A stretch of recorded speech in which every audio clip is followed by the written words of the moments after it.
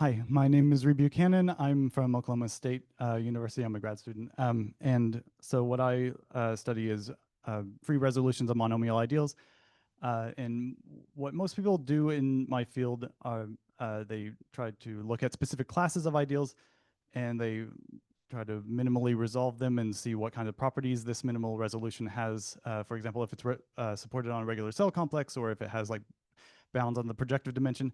But I ask the opposite question. Given a property of ideals or minimal free resolution that I want to have, uh, then what necessary and or sufficient conditions must that ideal have in order to have that kind of minimal free resolution? Like looking at like when exactly does complex behavior happen?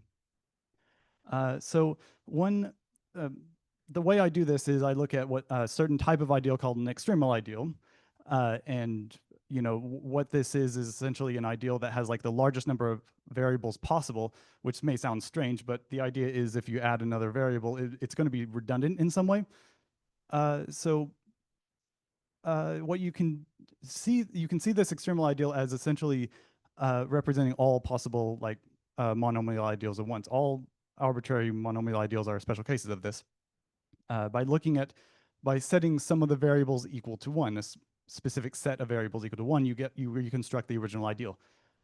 So start with the Taylor resolution of this extremal ideal, and if you set the variable that set of variables equal to one, then you study what happens in the maps in here, uh, and you can get the the minimal resolution that way. But paying attention to the variables that you set equal to one, those are the conditions that cause that kind of behavior to happen. So if I set some variables equal to one to cause this behavior to happen, that's what the ideal must have or not have in order for this to happen.